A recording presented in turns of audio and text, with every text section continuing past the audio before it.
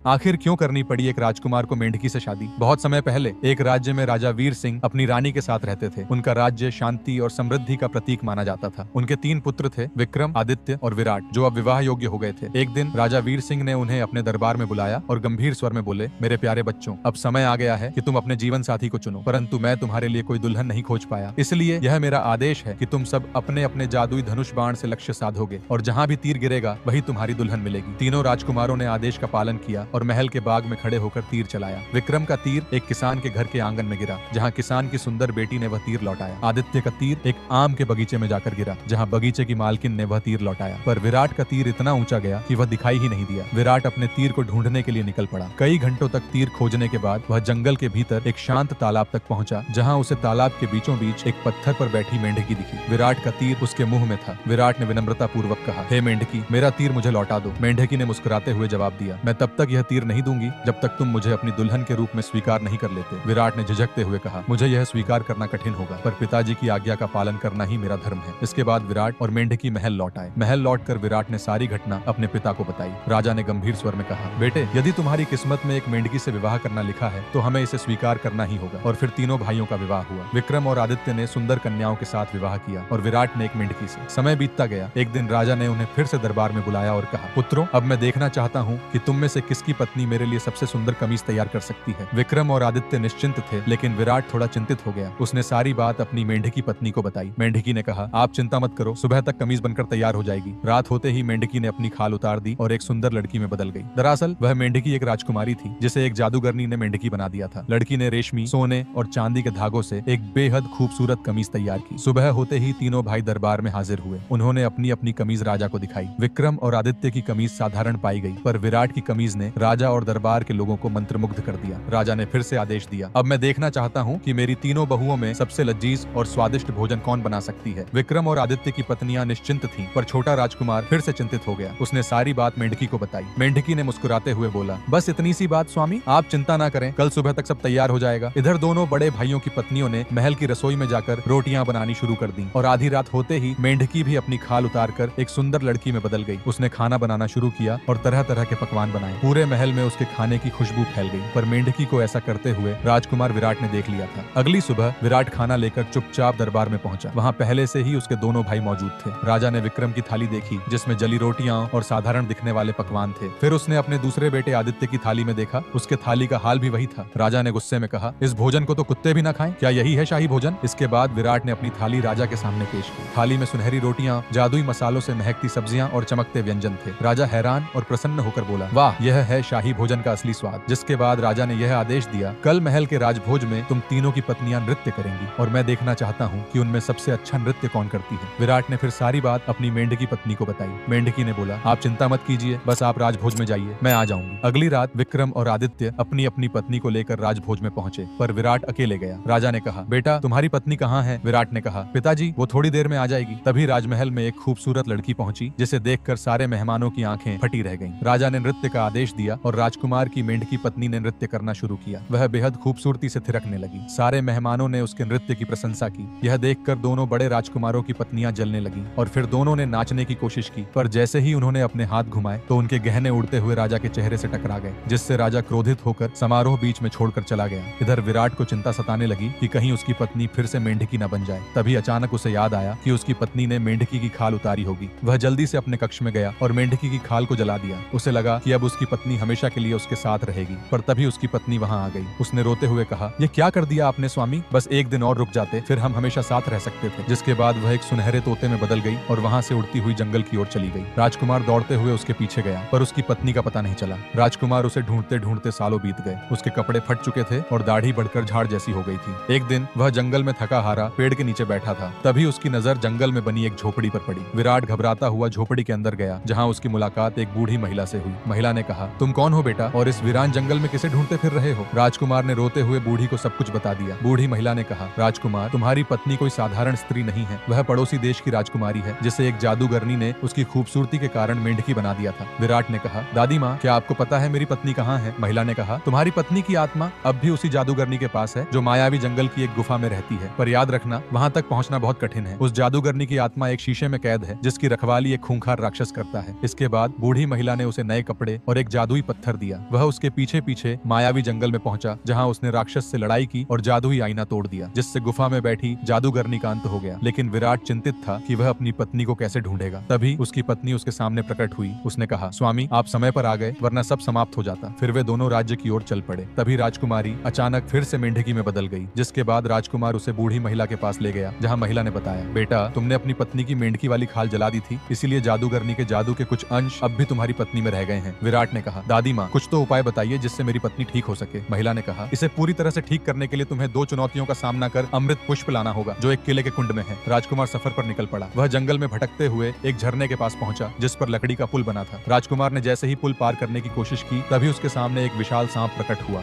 सांप ने कहा, इस पुल को पार करने के लिए तुम्हें मेरे एक सवाल का जवाब देना होगा, वरना मरने के लिए तैयार रहना। राजकुमार ने कहा, बोलो, मैं तैयार हूँ। सांप ने कहा, बताओ, सड़कों पर मैं चलता हूँ, कोई मुझे नहीं देख पाता, हर कोई मुझसे डरता है, मैं हर जगह हूँ, फिर भी कभी सामने नहीं आता, क्या हूँ मैं? राजकुमार ने गहराई से सोचा और बोला, अंधेरा, जिसे कोई देख नहीं पाता है। राजकुमार के ऐसा कहते ही सांप वहां से विलीन हो गया। वह आगे बढ़ा, जहां उसे एक किला दिखाई दिया। जैसे ही वह अमृत पुष्प लेने के लिए आगे बढ़ा, उसे कुछ साए घेर लेते हैं। राजकुमार ने अपनी तलवार निकाली और उन सायों से लड़कर उन्हें हरा दिया, जिसके बाद वह अमृत पुष्प लेकर बूढ़ी महिला के पास पहुंचा। जैसे ही बूढ़ी महिला ने अमृत पुष्प से मेंढकी को छुआ, अचानक मेंढकी लड़की में बदल गई और जादूगरनी का जादू भी खत्म हो गया। फिर राजकुमार और उसकी पत्नी बूढ़ी महिला से आज्ञा लेकर वापस राज्य लौट आए। ऐसी ही अमेजिंग स्टोरीज देखने के लिए वीडियो को लाइक करें और आरटी टेलर्स को सब्सक्राइब